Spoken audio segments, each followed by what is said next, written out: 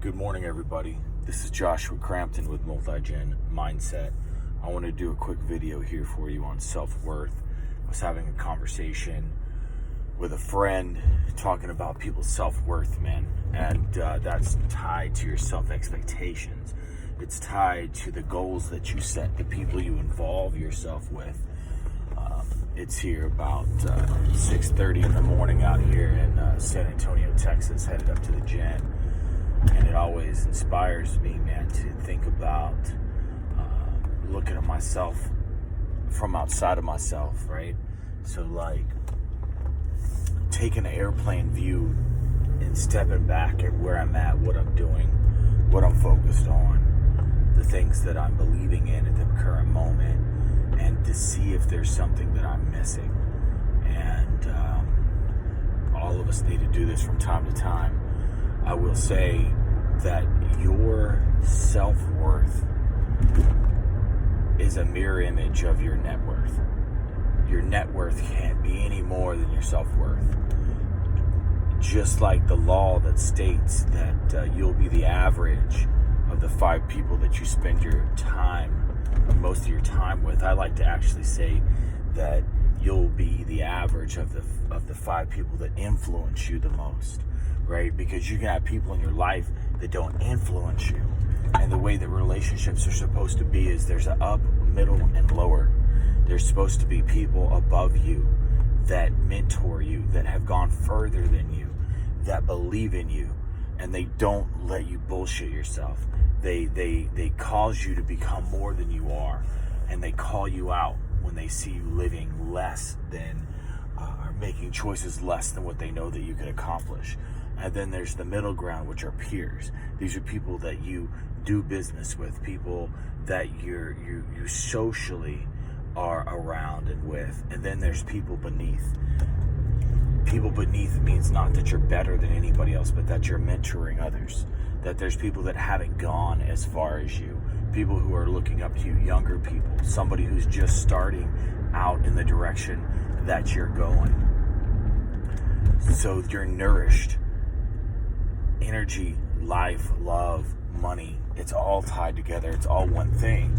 And there's got to be this constant flow in and out. It's like the Dead Sea. Think about it.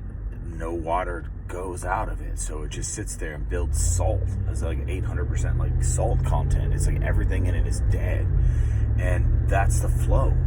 There's got to be a flow of love, a flow of money, a flow of wisdom, a flow of guidance.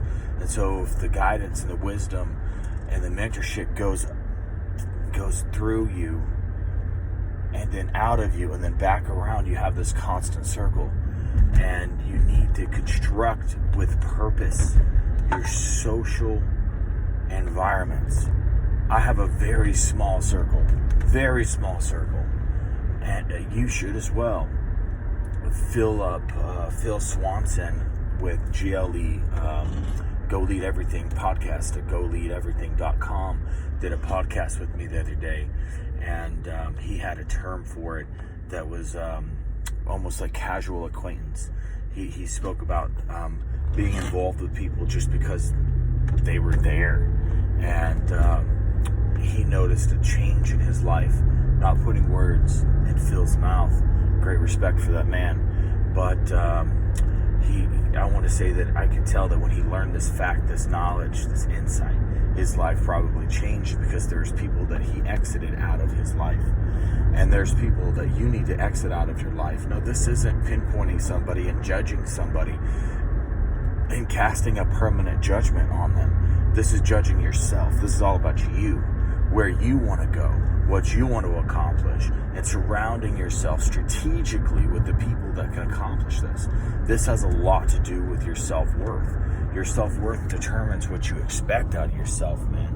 And you'll always look like the environment that you place yourself in. You are in control of your destiny. You are in control of your environment. You are in control of what goes in and then is produced out of your life. There's really nothing you can't accomplish. There's nothing you can't dream. There's nothing you can't do. You want to write that book. You want to start that company. You want to meet that person. these are all desires to become greater than we are. There's an innate energy and desire in you that wants to become more, that wants to accomplish more. There's an innate desire in you to become the greatest version of yourself. And when you sow into that and you start listening to the divine discontent, the divine feelings of, oh, this isn't enough, then things are going to change for you. So we're all miserable on certain levels sometimes when we don't pay attention. We don't pay attention to the way we feel inside when we know that something's not good enough for ourselves.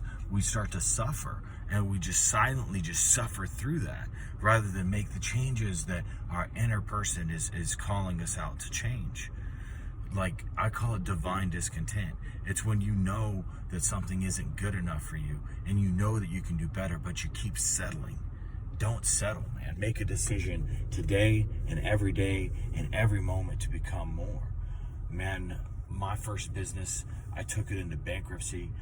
There was a time I worked at a gym for $12 an hour mopping floors. There was a time I lived in an RV in my brother's driveway. There was a time when I was up. There was a time when I was down. And from all of that, man, now I own 5 companies, a real estate company. Like, there's so much good in my life, and I'm not out of balance. I have time for the gym. I have time for study. I have time for family. I have time for friends, and I have overflow. And I'm just saying, you can do it too, man. Like, wherever you are right now, you can get to where you want to go. And if there's a desire in you, if there's something in you that wants to accomplish something, I guarantee you have all the resources around you right now to accomplish that thing. God did not put you here. You did not come up with a desire only to find yourself lacking. That's not how the universe works. That's not how God works. That's not how you work. Why would you set yourself up for failure, man? I'm saying you got to dream that dream. You got to go out there. You got to raise your self expectations. You got to raise the fucking bar on yourself and quit settling. You've got one life, man. Where's your sense of urgency? You've got what it takes to be who you want to be. You got to find some people that you want to imitate. Find some people that you want to become like, and then start studying their choices and studying their lives. Everybody started with zero. I don't care if you were born rich or born poor. You started with zero. Even if you were born rich, there's still things that you're supposed to become and accomplish. And that money that was left from your hairs, that doesn't make who you are. Okay? I've met rich people that were born rich that are amazing individuals that went out and changed the world, and they didn't just become selfish. I've met poor people that were born poor and that went out and made something of themselves. Matter of fact, the majority of the people that I know that are wealthy came from nothing. You have what it takes in you when you start making decisions to analyze yourself and say, hey, what choices am I making today that show me what my self-expectations, what my self-perception is?